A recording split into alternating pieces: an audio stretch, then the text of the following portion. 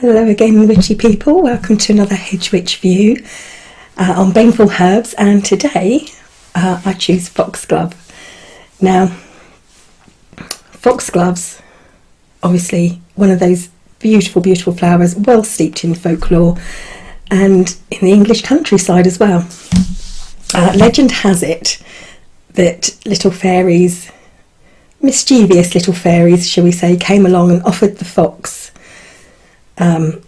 Digitallis flowers to put on his paw so that he could sneak up on unsuspecting chickens and hens without being heard.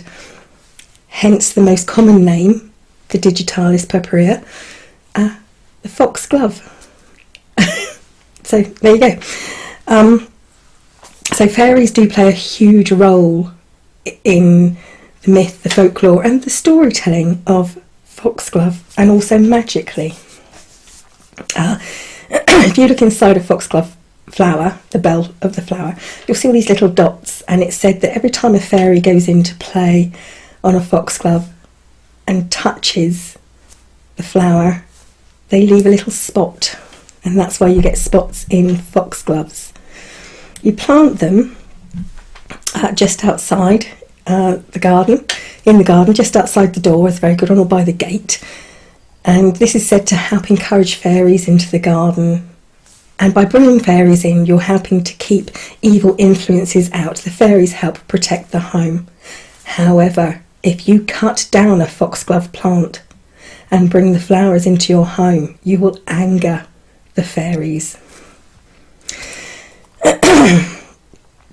So the foxglove itself, shade-loving, tall spires, bell-like flowers, and although it is considered a baneful herb, obviously it's also used as a healer, so it has these two sides, as a lot of baneful herbs do.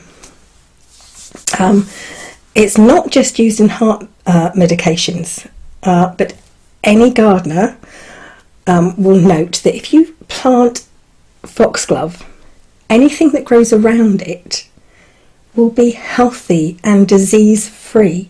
It's almost like the foxglove heals the earth around so that other plants can grow better and healthier. Dr. Foxglove is another name for this cottage garden plant because of the healthiness that it gives flowers around it. And it seems that, talking of folk names, the more folk names that a plant has, and let's face it, foxglove has a lot, the wider its uses and strength are. So, finger bonnets is another name. Fairy bonnets, witch's glove, witch bell, fairy thimble, dead man's glove. Fox's mittens was another one. Oh, there's so many. Fairy bells, fairy caps. And I think the other, obviously, digitalis, digit, or digi in Latin means finger. And as I said, finger caps or finger bonnets. And please tell me I'm not the only person who, as a child, used to have a flower. If the foxglove dropped a flower, I'd put it on my finger and pretend my finger was a fairy. So it's a finger bonnet, and I think that's why they're called digitalis. But maybe that's just me. I'm sure my friends used to do it as well. If we found foxglove flowers on the or fairy bonnets, as we used to call them, on the ground, we used to put them on our finger and pretend they were like little old maid fairies and such like. So foxglove is associated with the planet Venus, and associated with Venus in general. In fact, in some gypsy magic traditions, Italian and gypsy traditions, foxglove is used for very strong love spells, lust spells, sexual connections. It has this very sexual and love connection to it in these traditions. Now, although it is native to England, to Northern Europe, It grows in loads of places over the world, and obviously it was called Digitallis Purpurea because of the colour. It's got that beautiful lilac-y purple and the cream and little dots going in. You will find it growing wild, a pink version. There's Digitallis alba, which is a pure white version. Well, I say it's pure white, it's a lovely creamy, almost green tinted. And you quite often find those growing wild as well, though not as often. But foxgloves have been tainted almost by these manufactured colours. But on the whole, they tend to be a pinky or a purpley colour. So it does grow throughout the world. It does prefer cooler areas. It likes to have damp soil but not wet, and obviously does enjoy growing in the shade. It will take a little bit of sunlight, but in sunlight the flowers discolour very, very quickly, so it's best to keep it in what I call a light shade. Not heavy dark places, but a light shade.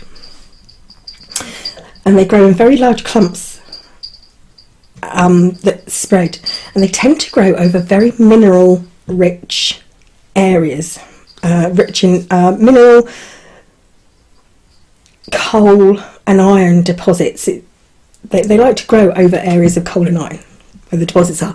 In fact, the Russians use this, and in Russia they sort of noticed where the foxgloves grew and mined there. So Roman, Scandinavian, Celtic and Pict mythology all contain tales of foxgloves. So this is how widespread they are. And all these ancient people and their tales tell of its magical powers, or of its fairy connections, or, as with the Italians, the lustful connections. So the planet, obviously, ruled by Venus, and Saturn, or Saturn. Its element is water, and its gender is feminine. I'm not going to say which deities or gods or characters they're connected with, because there are so many. There's a lot that say of the fairy queen, fairy king, Herne, Odin, also Freya, many, but it's a very widely debated, well, maybe not so widely debated, but people have their own personal preference with foxglove because there is such a wide range. So you use dried flowers for protection, the same as you would do if you're planting them in the garden. And because of this strong connection to Venus, incredibly strong connection to Venus, foxglove is used for spells concerning beauty, love, lust, compassion, fidelity is another one, youth, luck, joy, reconciliations. It's very good for reconciliations. An old saying of foxglove is that it can raise the dead and kill the living. So it is very much a plant of opposites, as I said. So you can use the leaves in magical works to break an enchantment, especially a fairy enchantment, and you use the flowers to commune with fairies and the fae. You shouldn't let it touch the skin. So you should be careful, and when burning it, as part of an incense or part of a spell, you shouldn't inhale the fumes either. And we all know that there is that's my cat. Hello, kitty bear. Yeah, there is that connection with the heart. But like I said, it's a plant of opposites. It's a healer and a killer. So, and amazing. Look into it. Definitely look up sort of like folklore of foxglove, because it's quite fascinating and very, very sweet. It is very cottagey and very twee in some places, but very, very sweet. On one side, because you get the fairy and the mischievousness, and on the other side you get the hearty, lustful sexual desires. It's like a plant of opposites. But the folklores and myths surrounding foxglove are wide, varied, and quite interesting. Kitty. Oh, she's jumped down. Okay, that's it for me, for now, thank you for watching, witchy people. I will be back very soon. Bye bye.